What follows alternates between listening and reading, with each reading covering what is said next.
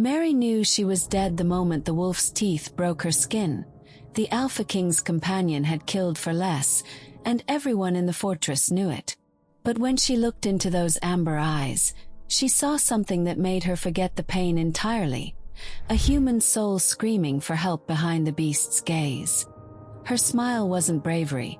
It was recognition, one cursed survivor seeing another, and Henry's strangled whisper of, "That's impossible," told her she'd just stumbled into a secret that could get her killed or make her the only person who could save his daughter from eternal damnation.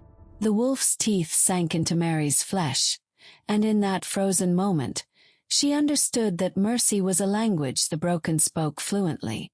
Blood welled bright against her pale skin while the Alpha King's guards held their breath, waiting for the scream that would seal her fate, but instead she smiled. Not with madness or fear, but with the terrible recognition of one cursed soul seeing another. The room fell silent except for the sound of her hand gently patting the beast's head, and when Henry Brown whispered, "That's impossible," his voice cracked with 3 years of grief, because the wolf that had just bitten her wasn't just his companion. It was his daughter, trapped in fur and fangs by a curse he couldn't break, and this ragged thief had just done what no one else in his kingdom had managed. She'd shown his child kindness. The Northern Territories didn't forgive weakness. And Mary Davis had learned that lesson written in the ashes of her childhood. She was 20 years old but felt ancient. Her body a map of survival etched in scars and hollow spaces where softness used to live. The war had ended 6 months ago, but peace was just another word for the exhaustion that follows violence. And in that exhaustion, people like Mary, the ones who'd survived in the margins, found themselves even more exposed than before. The forest where she'd been sleeping for the past week was thick with pine and the smell of approaching winter. October in the Northern Territories meant frost that bit through inadequate clothing and nights that stretched longer with each passing day. Mary had made a shelter from fallen branches and moss, nothing elaborate, just enough to keep the worst of the wind off her body while she slept with one hand on the knife she'd taken from a dead soldier 2 years ago. She'd been heading south, away from Henry Brown's territory, because everyone knew the Alpha King's reputation.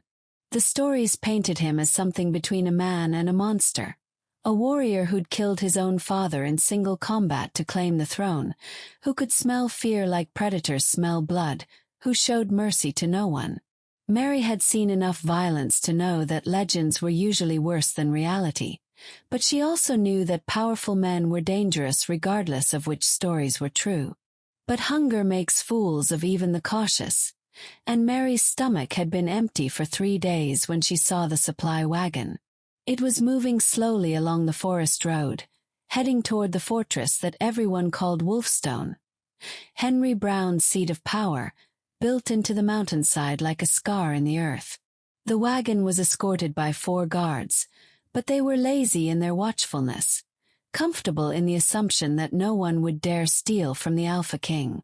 Mary watched them from the trees, counting their weapons, measuring their alertness, calculating her chances. She'd stolen before. Survival required it. But she'd always stolen from merchants, travelers, people who could afford the loss. Stealing from the Alpha King was different. It was the kind of mistake you didn't get to learn from. But her hands were shaking from hunger, and the smell of fresh bread from the wagon was intoxicating, and Mary had long ago accepted that she would probably die young and ugly. At least this way, she'd die with food in her stomach. She waited until the wagon passed her position, then dropped silently from the tree and moved through the underbrush with the practiced stealth of someone who'd spent 8 years living in spaces between civilization. The guards were talking among themselves, complaining about the cold, about the Alpha King's demanding standards, about wanting to be back at the fortress where there was warmth and ale. Mary crept closer, until she was near enough to touch the wagon's side. Her fingers found the canvas covering, pulled it aside just enough to slip her hand inside. She felt the rough texture of a burlap sack, grabbed it, and was pulling it free when one of the guards turned around. "Hey!" Mary ran. She'd always been fast. 8 years of running from danger had made her legs strong and her reactions sharp, but the guards were mounted and she was on foot, and within 50 yards they'd caught up to her. A sword pommel struck the back of her head, and the world exploded into stars and pain. She hit the ground hard, tasting blood and dirt. "Stealing from the Alpha King," one guard said, his voice thick with satisfaction. "You know what happens to thieves in Wolfstone." Mary did know. Everyone knew. But she'd been so hungry, and hunger makes you stupid. They tied her hands with rough rope that bit into her wrists and threw her into the back of the wagon with the supplies. The bread she'd tried to steal was right there, close enough to smell but impossible to reach. 2 other prisoners were already in the wagon. A man with hollow eyes who wouldn't look at her, and a woman who was quietly crying. "Don't bother," the man said when Mary tested her bonds. "They check them every hour. You'll just make your wrists bleed." "Where are they taking us?" Mary asked, though she already knew. "Wolfstone. The fortress. After that." He shrugged. "Execution, probably. Maybe forced labor if we're lucky. The Alpha King doesn't waste resources on prisoners unless they're worth ransoming, and we don't look like nobles." The woman's crying intensified. Mary closed her eyes and tried to think, but her head hurt from where the guard had struck her, and exhaustion was pulling at her consciousness like a tide. She'd survived so much. 8 years of war, of hiding, of scraping out an existence in the ruins of civilization. And now she was going to die because she'd been hungry enough to steal a loaf of bread. The irony wasn't lost on her. Welcome back to the channel, my dear friends. Before we dive deeper into the story, kindly click subscribe. Like this video and tell me in the comments which country you are watching from. Your support helps me bring you more thrilling stories, and trust me, you won't want to miss them. Now let's get into the story.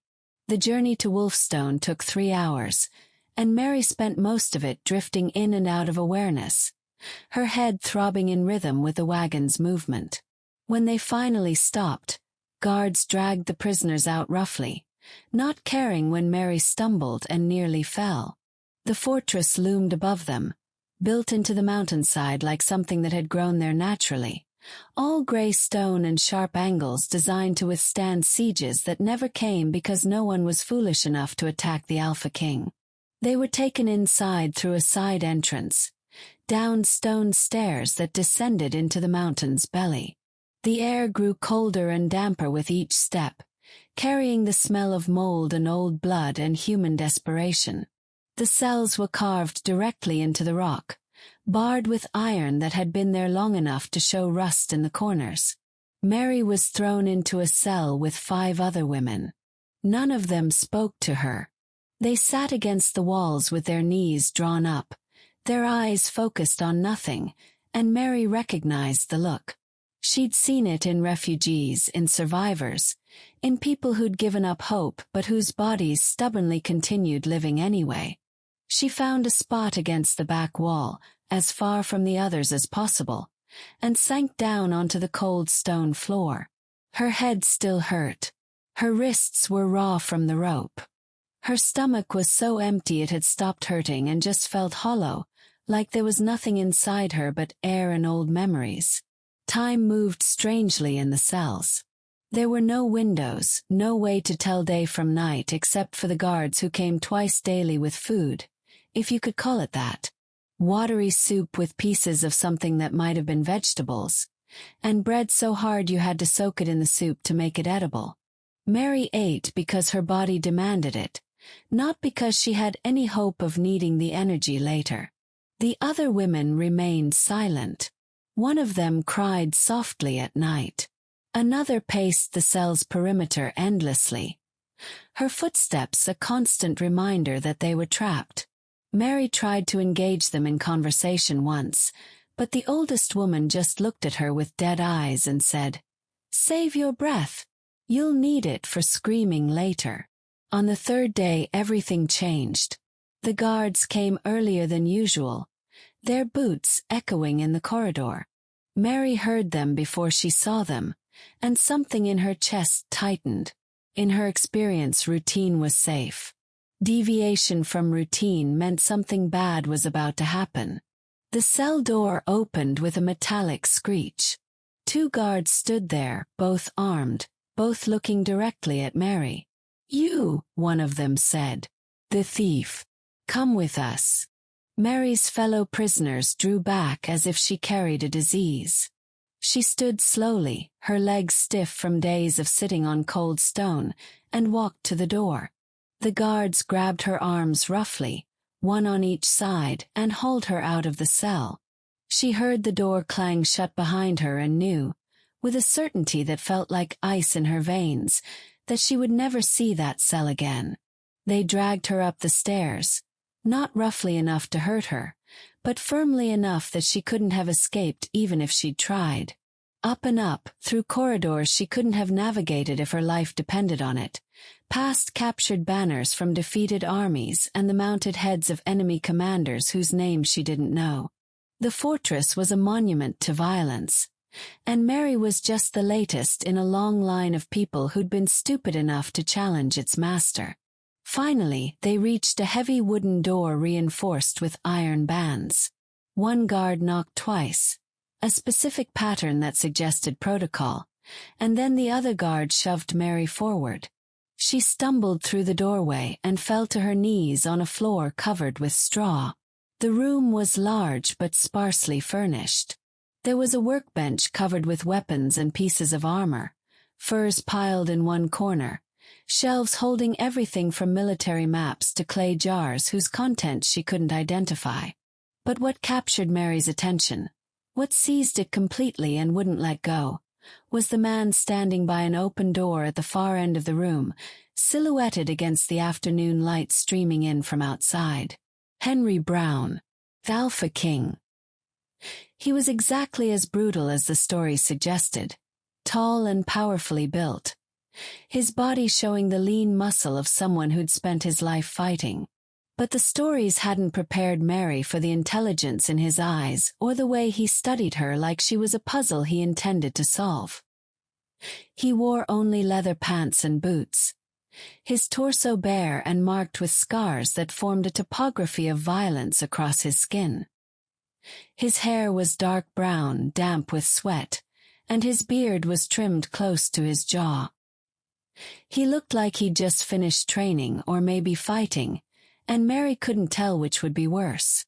"You stole from my supply wagons," he said. His voice was surprisingly quiet, almost conversational, which somehow made it more terrifying than if he'd shouted.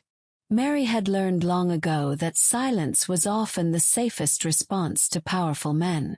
She kept her eyes down, her breathing steady, and waited. "The guards said you put up quite a fight," Henry continued. There might have been approval in his tone, but Mary couldn't be sure. "Broke one man's nose before they subdued you. That takes skill or desperation. Which was it?" When she didn't answer, he made a sound that might have been amusement. "Stand up." Mary rose slowly, painfully aware of how she must look. Filthy, skeletal, dressed in rags that barely qualified as clothing. Her hair was matted and tangled, her face probably bruised from where the guard had hit her, and she smelled like 3 days in a cell with inadequate sanitation. But she met his eyes anyway, because if he was going to kill her, she wouldn't die cowering. Something shifted in Henry's expression, too quick to identify. He turned away, toward the workbench where his armor lay in pieces. The armor was black leather and metal, decorated with wolf motifs, polished but showing the dents and scratches of actual use. He picked up a piece and examined it critically, his fingers tracing the worn straps. "Do you know what this is?" he asked. "Your armor, Your Majesty," Mary said. Her voice came out rougher than she'd intended, probably from days of not using it. "It needs maintenance. The straps are wearing through, the leather needs treatment, the metal needs polishing." He set the piece down and looked at her again. I need someone with quick hands and attention to detail. Someone who understands that survival requires constant vigilance, constant repair. Someone who knows how to work with insufficient resources. Mary's heart began to pound. This was not how executions began.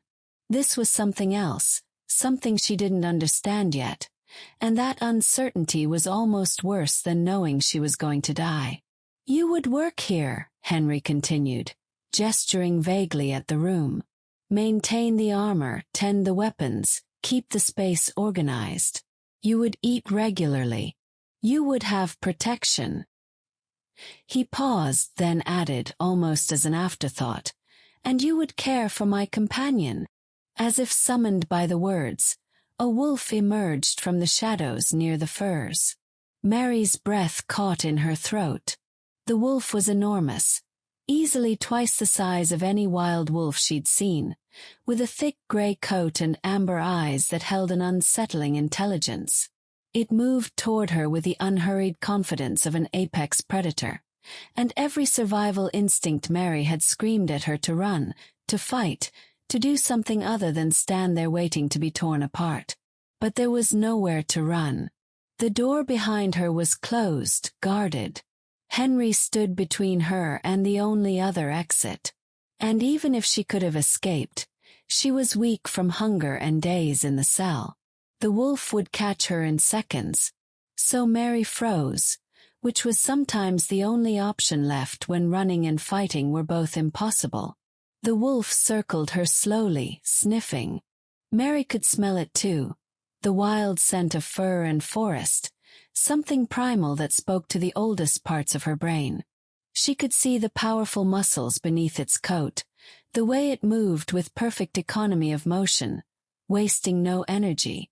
This was a creature built for killing, and it was close enough that Mary could feel the heat radiating from its body. Then, unexpectedly, the wolf sat down and looked at Henry, as if awaiting instruction. "This is my test," Henry said, watching Mary carefully. "If my wolf accepts you, you live and work here. If not..." He didn't finish the sentence. He didn't need to. The wolf stood and approached Mary again, more deliberately this time. She could see its teeth now, white and sharp, designed for tearing flesh from bone. She could see the intelligence in those amber eyes, something that seemed almost human in its assessment of her. Slowly, carefully, Mary extended her hand, palm down, fingers loose, the way she'd seen hunters approach wild animals. It was probably stupid, the wolf could take her hand off at the wrist, but if she was going to die, she might as well die trying something rather than just standing there paralyzed by fear. The wolf's nose touched her hand. Its nose was cold and damp, and Mary felt the careful way it was scenting her, learning her. Then its tongue, rough and warm, licked across her palm once, twice. Mary let out a breath she hadn't realized she'd been holding. And then the wolf bit her. The pain was sharp and immediate, teeth breaking through the skin of her forearm just below the wrist. Blood welled up instantly, bright red against her pale skin, and Mary felt the hot wetness of it running down her arm to drip onto the straw-covered floor. The room fell absolutely silent. Even the sounds from outside, birds, distant voices, the normal background noise of the fortress, seemed to vanish, as if the entire world was holding its breath to see what would happen next. Mary could hear her own heartbeat, loud in her ears, and the slight rasp of the wolf's breathing, and nothing else. She understood, in that moment of perfect clarity, that how she reacted would determine everything. Fear would doom her. The wolf would sense it and finish what it started. Anger would doom her. Striking back would be seen as aggression. Violence would doom her. She couldn't win a fight against a wolf, and even if she could, Henry would never allow it. So instead Mary smiled. It wasn't forced or fake. It wasn't the smile of someone trying to placate a predator or manipulate a situation. It was the smile of someone who had survived so much worse than this, who had learned that pain was just another condition of existence, as natural as breathing or hunger. A wolf's bite was honest in a way that human cruelty never was. The wolf hadn't bitten her out of malice or sadism or cruelty.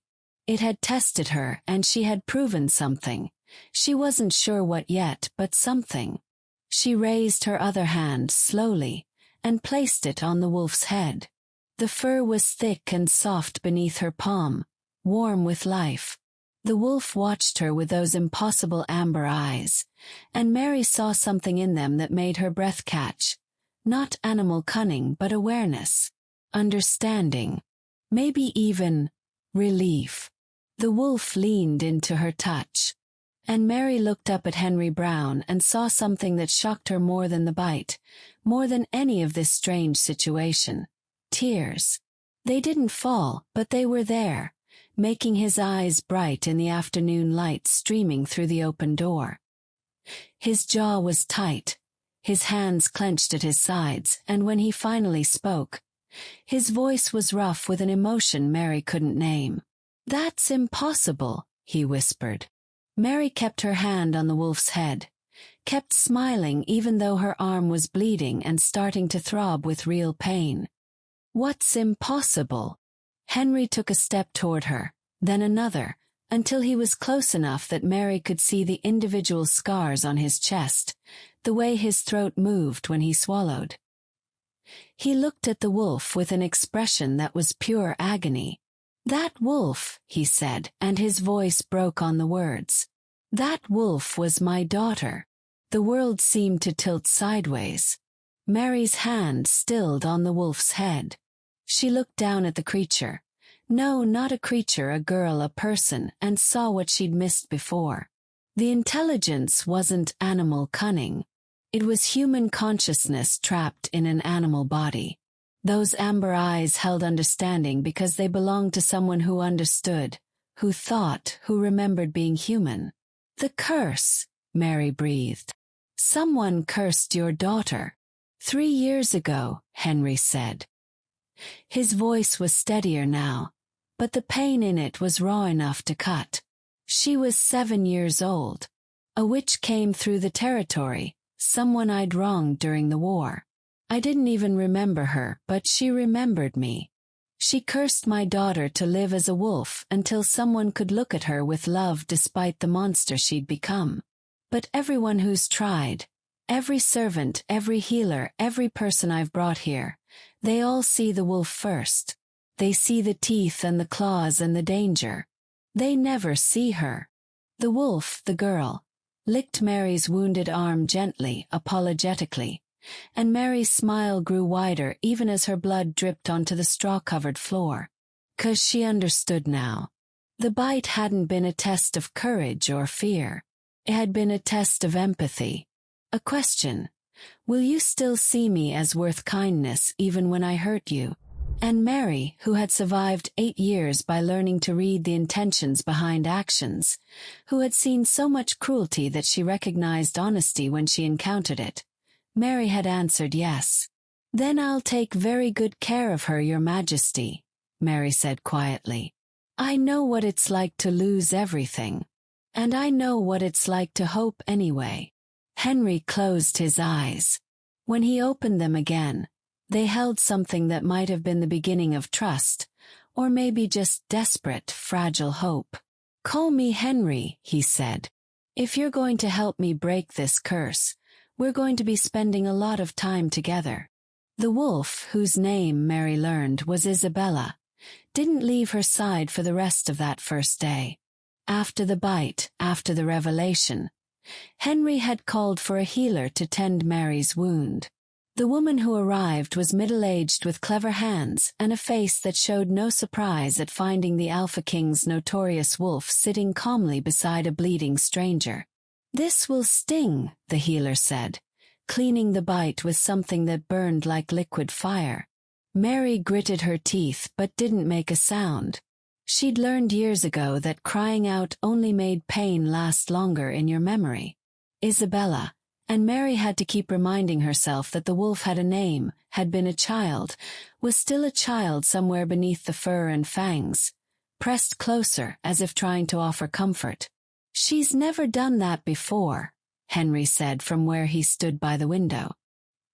He'd pulled on a shirt, which somehow made him seem more human and less like a figure from the violent legends that circulated about him. "Offered comfort, I mean. Usually she just watches. Like she's behind glass, seeing everything but unable to reach through." The healer wrapped Mary's arm with clean linen, her movements efficient. "The bite is clean. No signs of infection, though we'll watch it. Superficial, really. She could have taken your hand off if she'd wanted to." The healer's eyes met Mary's briefly. She was being gentle. After the healer left, Henry showed Mary the corner of the room that would be hers. A pallet of furs near the fireplace, a chest for storing whatever possessions she acquired, a basin for washing. It was more than Mary had owned in 8 years. The sight of it made something in her chest ache. "You'll eat with me," Henry said. It wasn't quite an order, but it wasn't quite a request either. "Isabella, she needs to see normal interaction. Human behavior."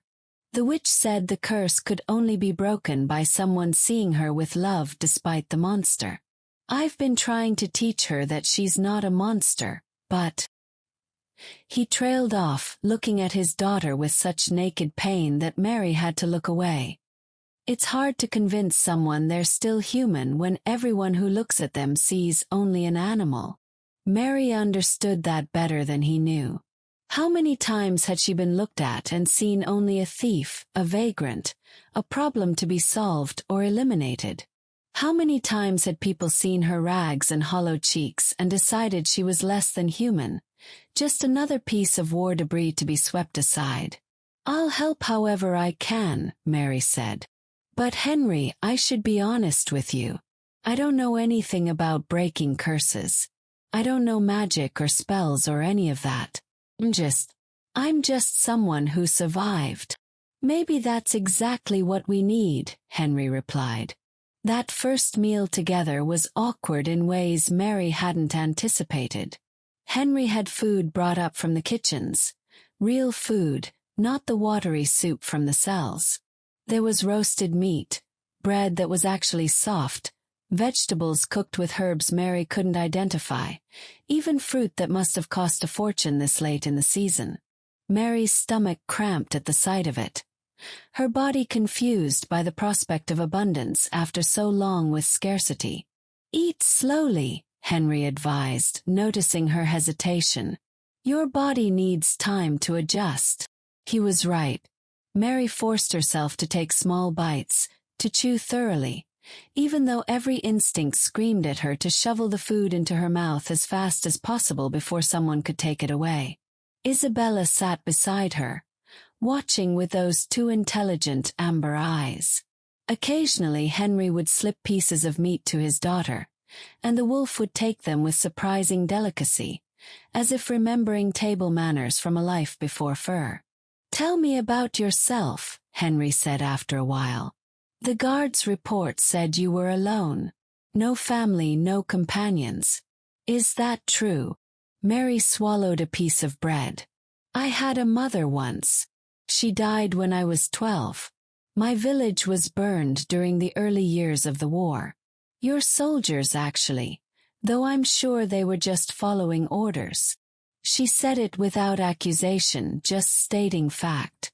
"I've been on my own since then." Henry's expression didn't change, but something in his eyes darkened. "I gave a lot of orders during the war. Most of them involved burning villages. It was strategy, scorched earth, deny the enemy resources. I didn't think about the 12-year-old girls watching from grain barrels." He paused. "I should have. Would it have changed anything?" Mary asked. "No," Henry admitted. "I would have given the same orders. I would have done the same things. But I should have thought about it.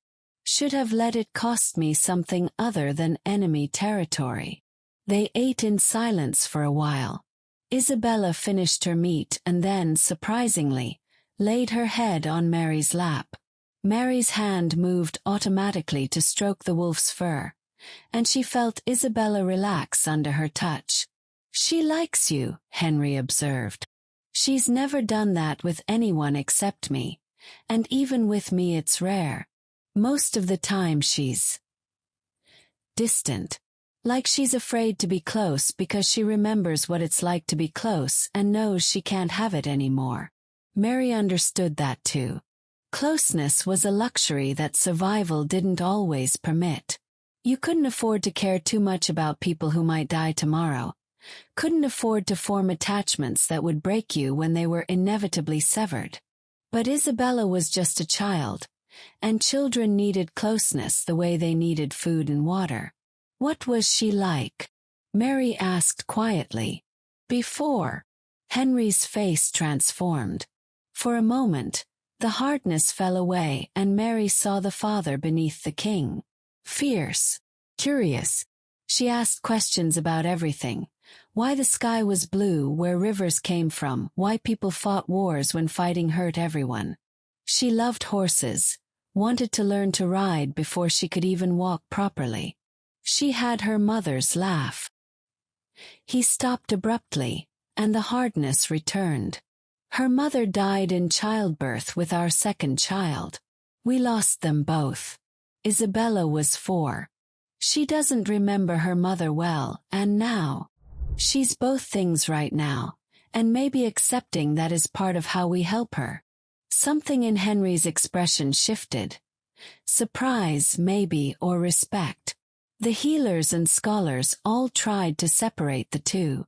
They kept saying, "The girl is trapped inside the wolf," like they were two different entities. "But you're saying they're the same entity, aren't they?" Mary gestured to Isabella's sleeping form. "She's not possessed or replaced. She's transformed. The girl didn't go anywhere. She just has different shape now. A painful, limiting, lonely shape, but still her shape. Still her." Henry was quiet for a long time, looking at his daughter with an expression Mary couldn't fully read. Finally he said, "I've been trying to save her from being a wolf. Maybe I should have been trying to love her as a wolf instead." "Maybe both," Mary suggested. "Love her as she is while working to give her the choice to be something else. She shouldn't have to stay a wolf forever. That's not fair.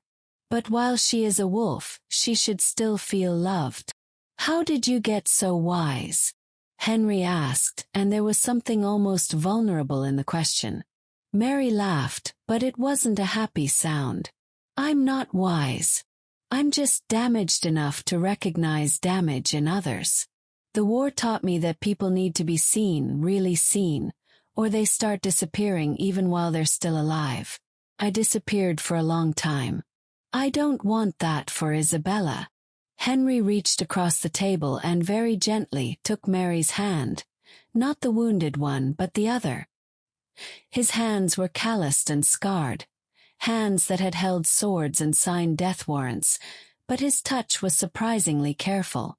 "Thank you," he said simply, "for seeing her, for staying, for trying." Mary felt something complicated move through her chest. Not quite trust, because trust took time to build, but maybe the foundation that trust could eventually grow from.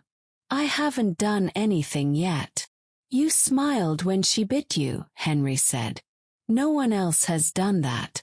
Everyone else screamed or cried or tried to run. You smiled and touched her head. You treated her hurt as honest instead of monstrous. That's not nothing." Isabella stirred, waking from her nap. She lifted her head from Mary's foot and looked between the two of them with those intelligent amber eyes, and Mary wondered what she saw. Her father and a stranger holding hands across a table. Two people who'd both lost things they could never get back, trying to figure out how to exist in the wreckage. "Are you hungry, little one?" Henry asked his daughter, and his voice was gentler than Mary had heard it before. Isabella's tail wagged once, tentatively, and Henry smiled. A real smile, not the careful expressions he'd shown Mary earlier. "Let's get you fed, then." He stood and moved to a storage chest Mary hadn't noticed before, pulling out what looked like dried meat. Isabella trotted over to him, her movements graceful and powerful, and Henry fed her piece by piece with the patience of someone who'd done this hundreds of times. But now there was something different in how he did it. He was looking at her, really looking, seeing both the wolf and the girl simultaneously instead of trying to find the girl hiding beneath the wolf. Mary watched them together and felt something she hadn't felt in 8 years. The sense that she was part of something larger than just her own survival. She was part of a family now, broken and strange and cursed though it might be. She had a purpose beyond simply staying alive until tomorrow. It was terrifying and wonderful and completely unexpected. That night, after Henry had left to attend to kingdom business and Isabella had curled up on the furs near the fireplace, Mary lay on her own pallet and stared at the ceiling. The room was dark except for the fire's glow, and quiet except for Isabella's breathing and the distant sounds of the fortress settling into night. Her arm throbbed where Isabella had bitten her, a reminder of the day's strangeness. Mary unwrapped the bandage carefully and examined the wound by firelight. 2 punctures, clean and already beginning to scab over. She traced them gently with her finger and thought about how much could change in a single day. This morning she'd been a prisoner waiting to die. Tonight she was... what? A servant, companion, a potential curse breaker. All of those things and none of them completely. "I don't know if I can do this," Mary whispered into the darkness.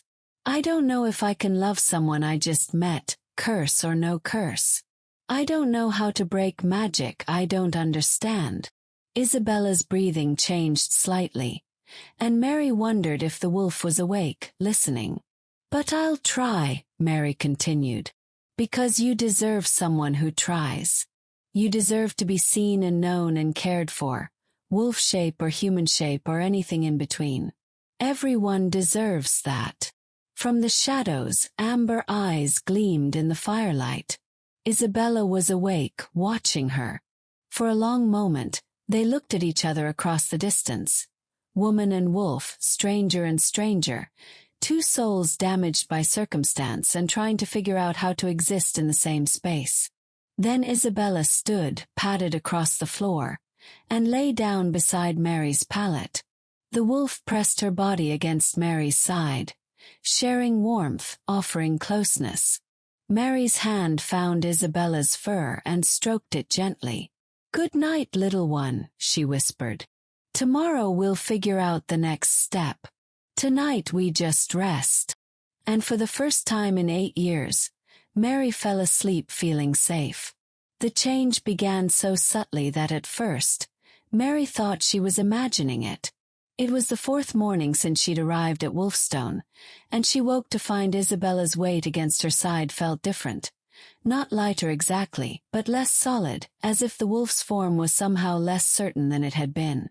Mary opened her eyes and looked down to find Isabella watching her with those amber eyes, and for a moment, just a heartbeat, Mary could have sworn she saw the shadow of a human face overlaid on the wolf's features. Then Isabella blinked, and the moment passed, and Mary wondered if she'd still been half asleep and dreaming. But throughout the day, the strangeness continued. Isabella moved with less fluid grace, as if her wolf body no longer fit quite right. She stumbled on the stairs, something Mary had never seen her do before. And when Mary read to her in the library that afternoon, Isabella kept pawing at her own face in what looked like frustration, as if she could feel something changing but couldn't control it. "What's happening to you?" Mary asked quietly, setting down the book they'd been reading. Thomas had left them alone an hour ago, citing research he needed to do, though Mary suspected he was simply giving them privacy. Isabella whined, a sound of confusion and distress that made Mary's heart ache. She pulled the girl, closer, wrapping her arms around the thick fur. "It's all right," Mary murmured. "Whatever's happening, we'll figure it out together. You're not alone in this." That evening, when Henry returned from his administrative duties, he noticed immediately.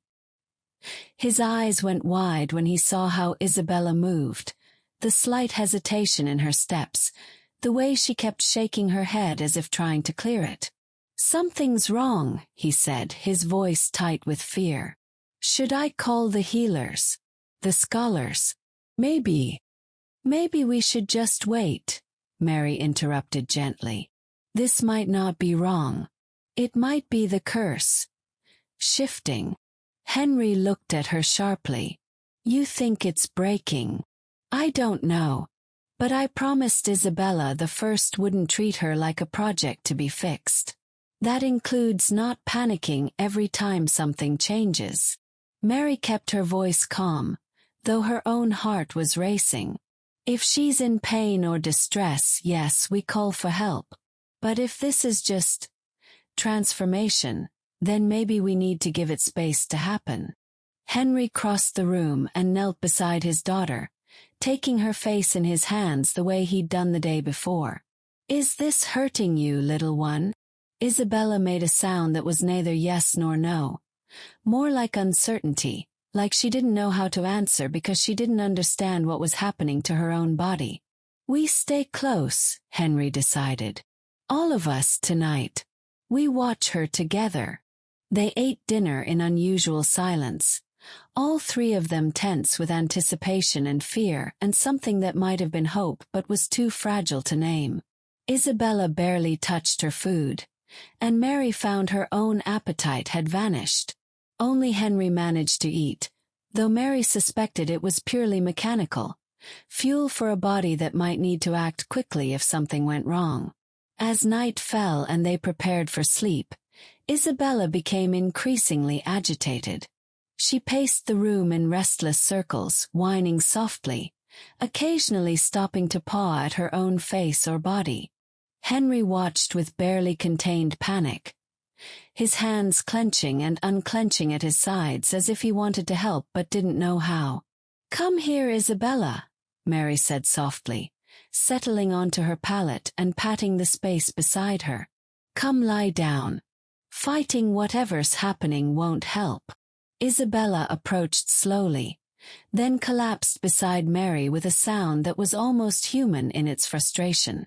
Mary stroked the wolf's fur, keeping her touch gentle and consistent, and began to hum, an old lullaby her mother had sung when Mary was small, before the war, before everything had broken. "That's beautiful," Henry said quietly from his doorway. "What is it?" "Something my mother used to sing. I haven't thought about it in years." Mary kept humming, kept stroking Isabella's fur, and gradually felt the wolf's body begin to relax. "It's about stars and safety and coming home. I'm not sure I remember all the words." "The melody is enough," Henry said. He moved closer, settling on the floor near them, his back against the wall. "I used to sing to Isabella when she was small. Terrible war songs, completely inappropriate for children, but she loved them anyway. After the curse I tried once or twice, but..." His voice caught. "She would howl. Not like a wolf howls at the moon, but like someone crying. So I stopped." "Maybe she wasn't ready then," Mary suggested. "Maybe now is different." They sat together in the dimming light, Mary humming her mother's lullaby while Henry watched his daughter with eyes that held 3 years of grief and desperate, dangerous hope. Eventually, Isabella's breathing evened out and she fell into sleep, though her body occasionally twitched and she made small, distressed sounds. "You should sleep too," Mary told Henry. "I'll watch her." "I can't sleep. Not tonight." Henry rubbed his face with both hands. "What if this is it? What if the curse is breaking and I'm not? What if she doesn't remember me? What if she wakes up and doesn't know who I am?" Mary hadn't considered that possibility, and it struck her like a blow.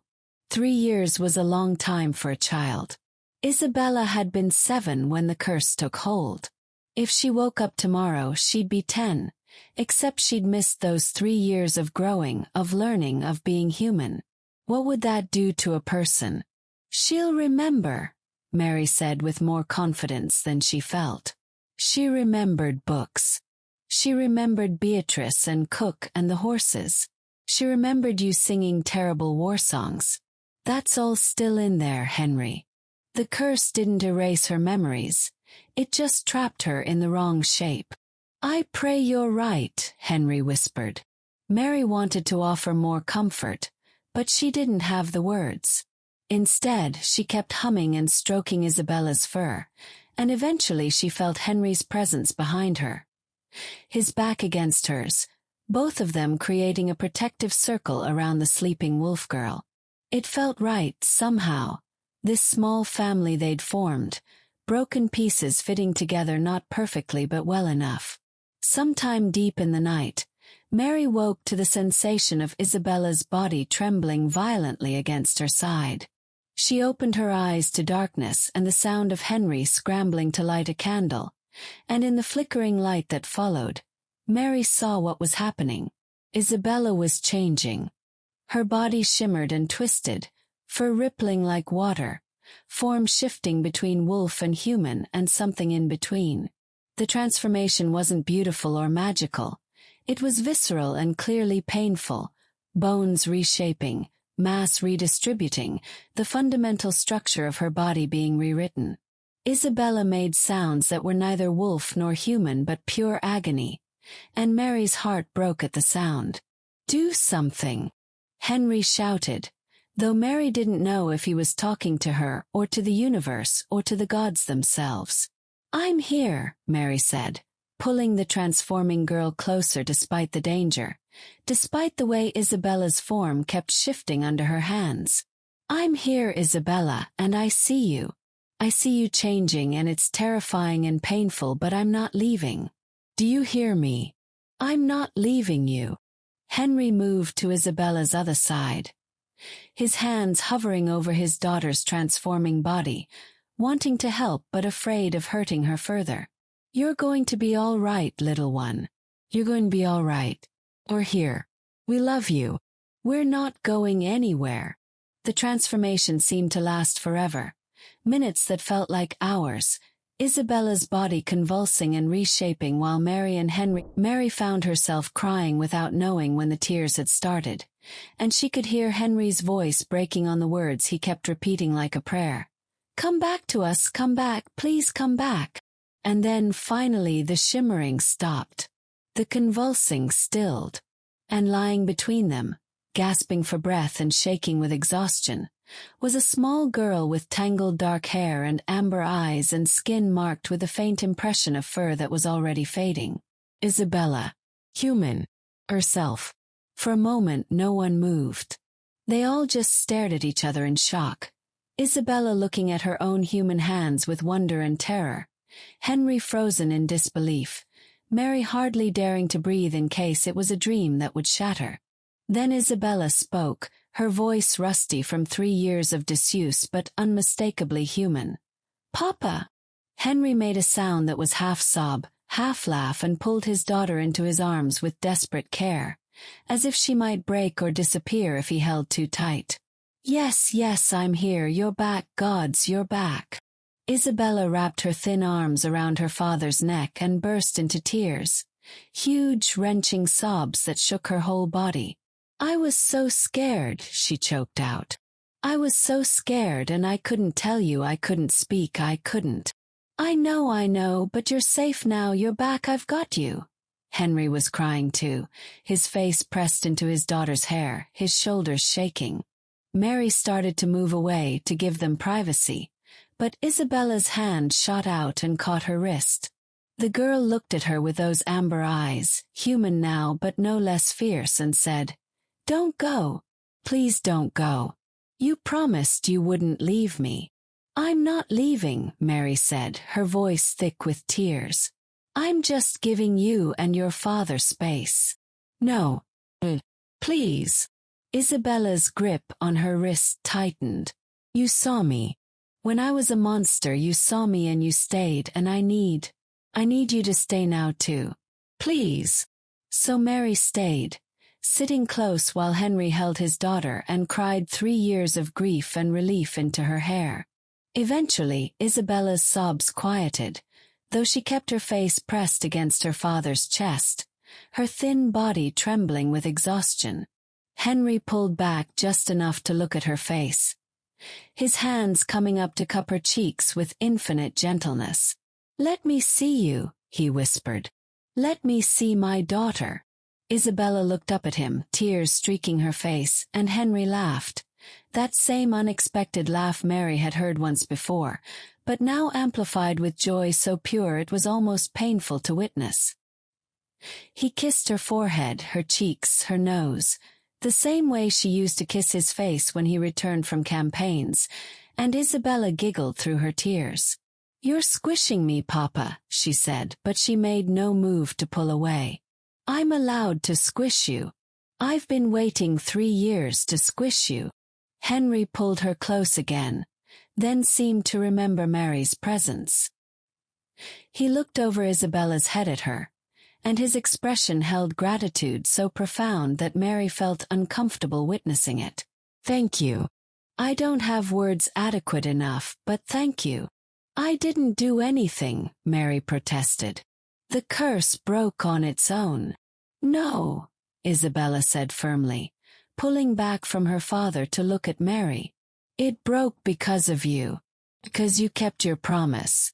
You said you'd see me even as a wolf, and you did. You read to me and talked to me and treated me like a person even when I couldn't be one. That's what broke the curse. Not magic or power or anything dramatic. Just kindness. Just seeing me. Mary felt tears threatening again. Anyone would have. They didn't though, Isabella interrupted. Lots of people tried. They were all kind in their way. But they saw the wolf and tried to find me underneath. You saw me and acknowledged the wolf was part of me too. Do you understand the difference? Mary thought about it, about how she told Isabella that they were both damaged, both capable of hurting others, both trying to figure out how to exist without destroying everything they touched. She'd never tried to separate Isabella from the wolf. She'd accepted both as equally real, equally valid parts of the same person. I think I understand, Mary said quietly. Good. Isabella swayed suddenly, exhaustion catching up with her, and both Henry and Mary reached out to steady her. I'm very tired, and very hungry, and I would very much like to sleep in a real bed and not on the floor. Henry laughed again. He seemed unable to stop laughing, as if 3 years of grimness had been replaced entirely by joy. Then let's get you properly settled. Mary, help me. Together they got Isabella into Henry's bed, the large, comfortable one he'd been sleeping in alone. He tucked the furs around her carefully, fussing in the way only a parent reunited with their child could fuss, and Isabella bore it with patient amusement. Will you stay? Isabella asked, looking at Mary. In the room, I mean. Not forever in the bed, that would be weird. But nearby. Of course, Mary said. I'll be right here on my pallet, same as always. And Papa too. Your father can sleep in his own bed with you if you'd like, Mary suggested, but Isabella shook her head. No, I mean, can we all stay close? Like we did when I was changing. Isabella's voice was small, almost ashamed. I know I'm human again and I shouldn't be scared, but I am. I'm scared it'll come back. I'm scared I'll wake up as a wolf again. And if that happens, I want you both here. Henry's face crumpled, but he controlled it quickly. The curse is broken, little one. It won't come back. You don't know that. You can't promise that. Isabella's eyes filled with tears again. What if being kind isn't enough? What if I turn back and this time no one can save me? Mary moved to the bedside and sat carefully on the edge. Then we'll figure it out again. But Isabella, listen to me, you're not going to turn back. The curse was specific. It needed someone to see you with love despite the monster. I did that. Your father did that. Beatrice and Cook and Thomas and everyone in this fortress who missed you. They all did that. The curse is broken because you were seen and loved exactly as you were. Wolf and all. That can't be undone. Promise. Isabella's voice was very small. I promise, Mary said, knowing she had no right to make such a promise but making it anyway because this child needed to hear it. Isabella seemed to accept this, her body relaxing slightly. Will you sing? The song your mother used to sing. So Mary sang, not humming this time but actual words she hadn't remembered knowing. Her mother's voice echoing across years and trauma to give her daughter's words back to her. Henry listened with his hand resting on Isabella's hair. His eyes closed, and Mary realized she was singing for him too. For all three of them, survivors of different catastrophes, finding their way toward something that might eventually feel like peace. When Isabella finally fell asleep, her breathing even and unlabored, Henry looked across his daughter's sleeping form at Mary and mouthed two words. Thank you. Mary nodded, unable to speak past the lump in her throat, and settled onto her pallet nearby.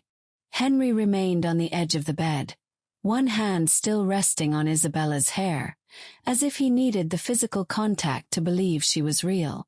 And there, in the deep hours of the night, with a miracle sleeping between them, Mary and Henry kept watch together.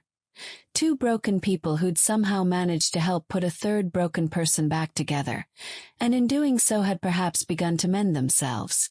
The fortress woke to news that traveled faster than wildfire. The curse was broken, the princess was human, impossible things had happened in the night. By the time Isabella woke late the next morning, servants were already whispering about it in corridors, guards were spreading the story through their ranks, and somewhere in the kitchens, Cook was reportedly crying tears of joy while preparing the princess's favorite honey cakes. Mary woke first, roused by the unusual amount of activity in the corridors outside Henry's chambers. She opened her eyes to find Henry still sitting on the edge of his bed, watching Isabella sleep with an expression of such profound relief and love that Mary felt like she was intruding on something sacred. Have you slept at all? Mary asked quietly. Henry shook his head. Couldn't. Every time I tried, I was afraid I'd wake up and find out this was a dream, that she'd still be a wolf, and last night had just been wishful thinking. It wasn't a dream, Mary assured him. She's real. She's human. The curse is broken. As if summoned by their voices, Isabella stirred. Her eyes opened slowly, and for a moment confusion crossed her face, the disorientation of waking in an unfamiliar form. Then she looked down at her human hands, flexed her human fingers, and her face transformed with wonder. It's real, she breathed. I'm really human again. You're really human again, Henry confirmed, his voice rough with emotion. How do you feel? Isabella considered the question seriously. Strange. Everything feels wrong and right at the same time. I'm smaller than I remember. And weaker. As a wolf, I could hear and smell everything. Now it's like the world has been muffled. A pause.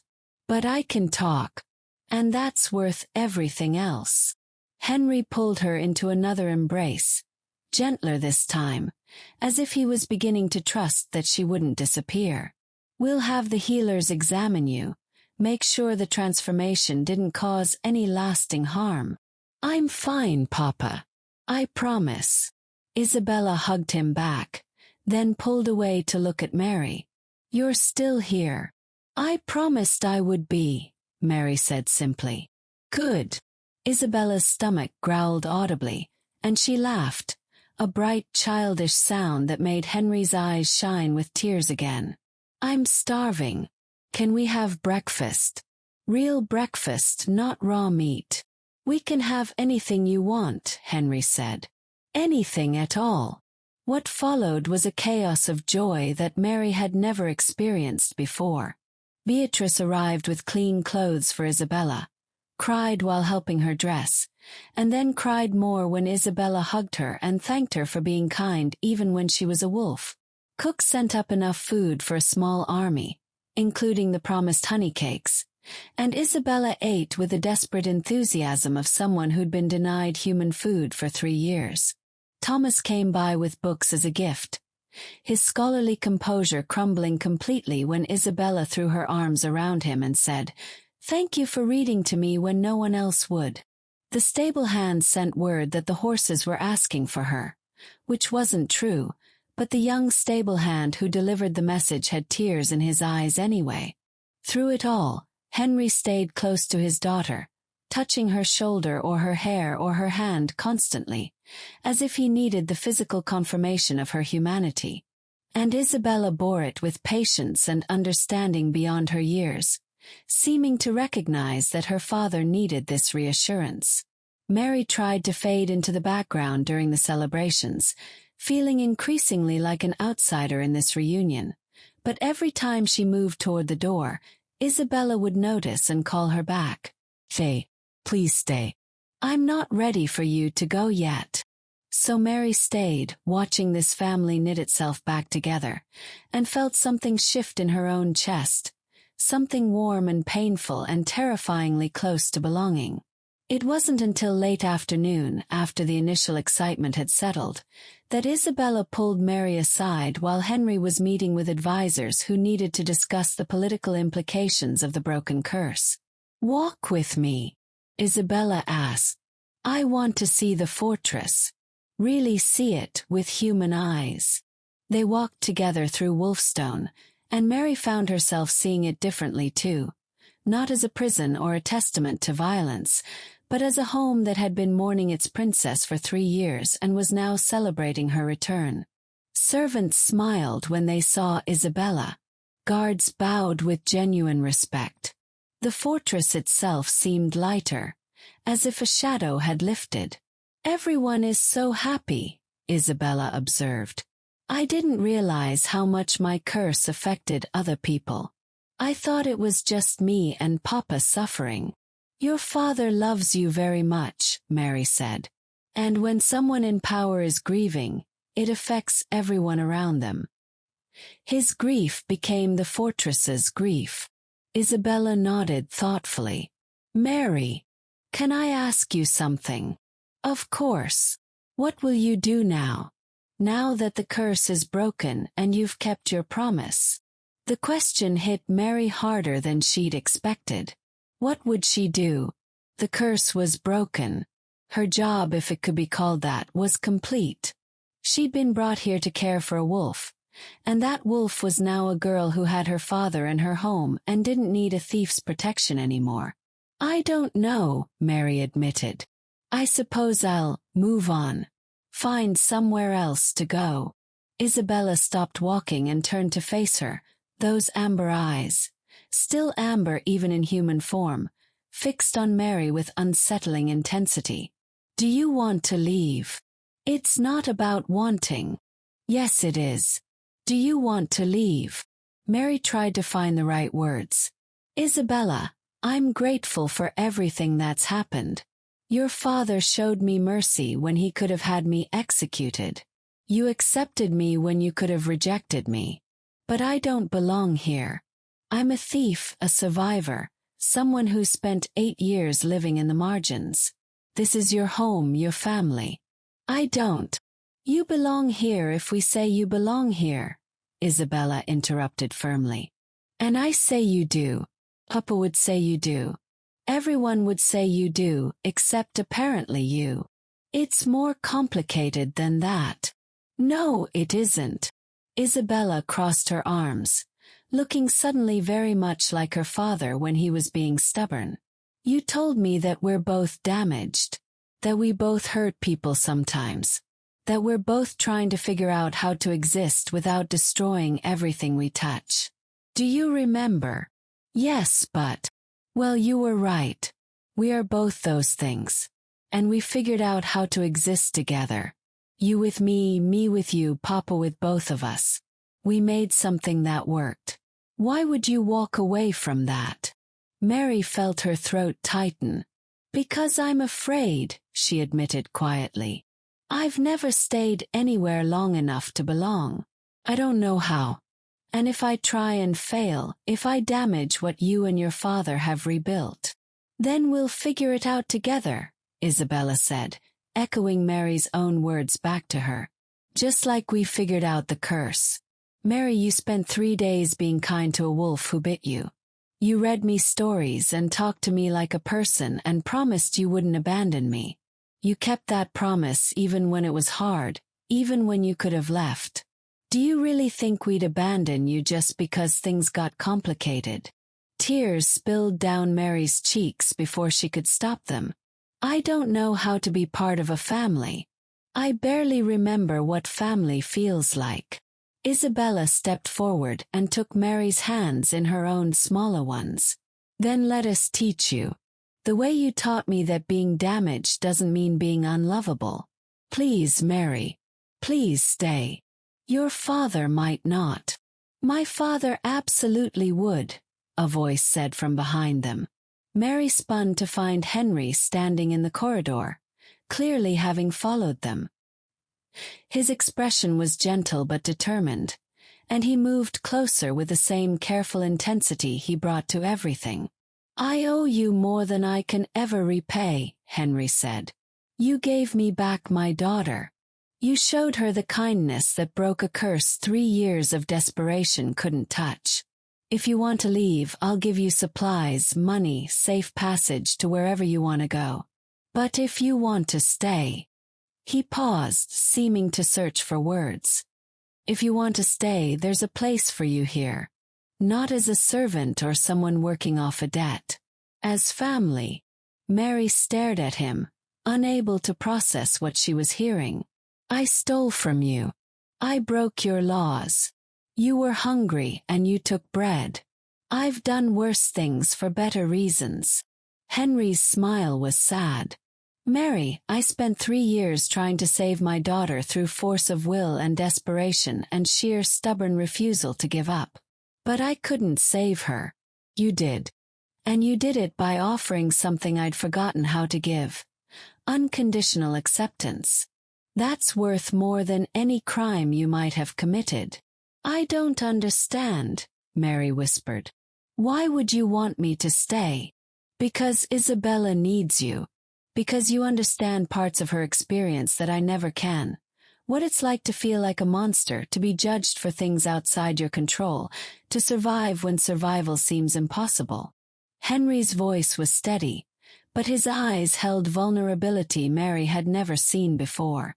And because I need you too. The confession hung in the air between them, raw and honest. Mary's heart was pounding so hard she was sure they could hear it. You barely know me, Mary said weakly. I know you're brave enough to smile at a wolf that's biting you. I know you're kind enough to read stories to a cursed princess. I know you're honest enough to tell my daughter that you're both damaged instead of pretending to be perfect. Henry took a step closer. I know you make my daughter laugh, and you make my daughter feel safe. And you make me feel like maybe I don't have to carry everything alone anymore. That's enough to start with. Isabella was grinning now, bouncing slightly on her toes with barely contained excitement. Say yes. Please say yes. We can be a family. A weird, broken, patched-together family, but still a family. Mary looked between them. This fierce, scarred king who'd killed his own father and won a war and spent 3 years grieving his cursed daughter. And this bright, damaged girl who'd spent 3 years trapped in the wrong shape and still somehow maintained her capacity for hope. They were offering her something she'd never thought she'd have again. A home. Family. Place to belong. I don't know how to do this, Mary said, her voice shaking. I'll probably mess it up. I'll probably say the wrong things or do the wrong things or... Then you'll mess it up and we'll figure it out, Henry said firmly. That's what families do. They mess things up and they figure it out together. But I'm not. Mary. Isabella's voice was patient but exasperated. Stop arguing and just say yes.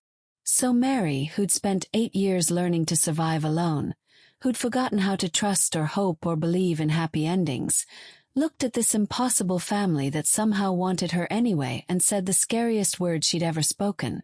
Yes. Isabella squealed and threw herself at Mary, hugging her with the fierce enthusiasm of a 10-year-old who'd just gotten exactly what she wanted. Henry's face transformed with a smile that made him look younger, less burdened, almost happy.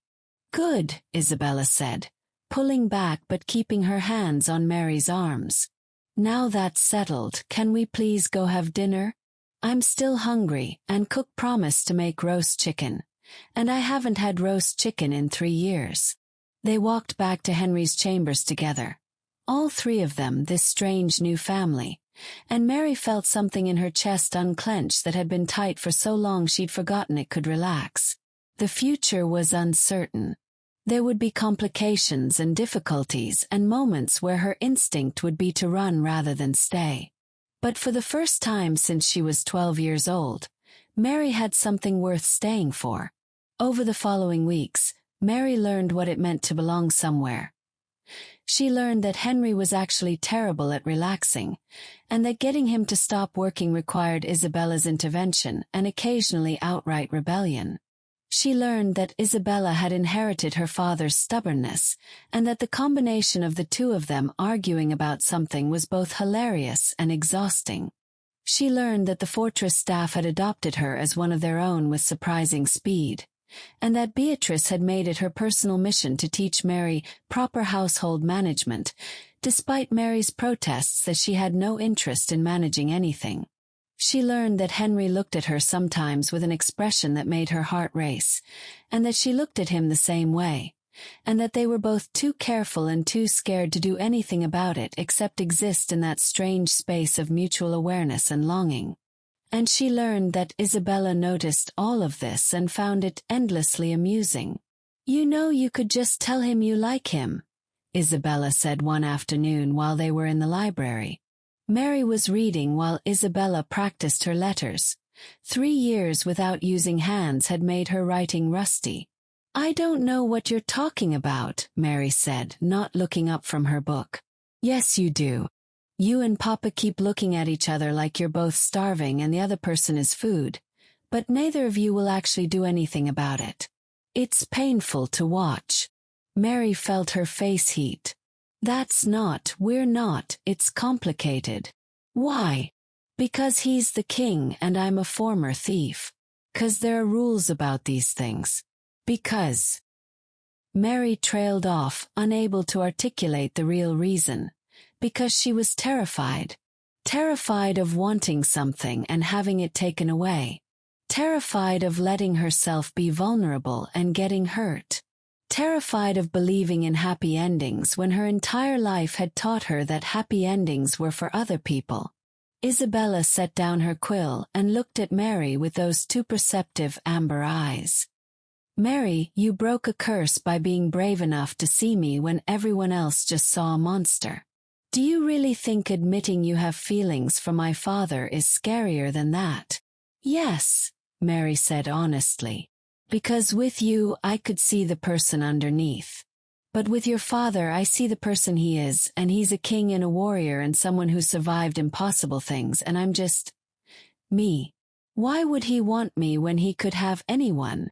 Because you're you, Isabella said simply. Because you're brave and kind and you understand what it's like to be broken. Because you make him laugh and you make him feel less alone, and you're the only person who tells him when he's being stupid about something. Pause. Also, you're very pretty, and Papa definitely noticed that. Isabella. Mary's face was definitely red now. What? It's true. I heard him tell Beatrice that you have remarkably lovely eyes and that your smile could light up even Wolfstone's darkest corners. Those are direct quotes. Mary stared at her. He said that. He did. And then Beatrice told him he should stop being a coward and tell you himself. But he said it was complicated. Because you'd been through so much and he didn't want to pressure you. Isabella rolled her eyes. You're both impossible. Mary couldn't speak. The idea that Henry, the Alpha King, the warrior who'd killed his own father, the man who'd shown her mercy when he could have had her executed, might actually want her back seemed impossibly far-fetched. And yet Isabella wouldn't lie about something like this. What should I do? Mary asked quietly. Talk to him. Tell him how you feel. Stop being scared. Isabella grinned. Or I could tell him for you. I'm very good at meddling. Please don't meddle. Then you have to do it yourself. Tonight at dinner. Or tomorrow. Or sometime before I'm old enough to have my own children. Because honestly, this is excruciating to watch. That evening, Mary worked up her courage approximately 7 times and failed to act on it each time. She sat through dinner hyper-aware of every glance Henry sent her way, every time his hand accidentally brushed hers when reaching for something, every moment of comfortable silence that stretched between them. Isabella watched the whole thing with barely concealed amusement and eventually excused herself early, claiming exhaustion, though Mary suspected she was just giving them privacy. After Isabella left, Henry and Mary sat in companionable silence for a while. Then Henry cleared his throat. Mary, there's something I've been meaning to discuss with you. Mary's heart leaped into her throat. Yes. The council has been pressing me about my unmarried status. They think the kingdom needs stability, needs a queen. He wasn't looking at her, his eyes fixed on his wine cup. They've suggested several noblewomen who would be suitable matches. Something cold settled in Mary's stomach. Of course Henry would need to marry someone appropriate. Someone with status and political connections and all the things Mary could never provide. That makes sense, Mary managed to say. You should do what's best for the kingdom. Henry set down his cup and finally looked at her. What if what's best for the kingdom isn't what's best for me? Mary's breath caught. Henry, I don't want to marry a noblewoman I barely know who sees me as a political alliance. I've had enough of doing things because they're expected or required or politically advantageous. His voice was quiet but intense. I want to marry someone who sees me as Henry, not as the Alpha King. Someone who understands what it's like to survive impossible things. Someone who makes my daughter laugh and makes me feel less alone. He reached across the table and took her hand. His touch gentle despite the calluses and old scars. I want to marry you, Mary. If you'll have me. The world seemed to tilt sideways. Mary stared at their joined hands, at the contrast between his scarred warrior's fingers and her smaller ones, marked by different kinds of survival. The council will never accept it, Mary whispered. I'm a thief. I have no family, no status. Nothing to offer politically. You broke a curse that no one else could break. You gave me back my daughter.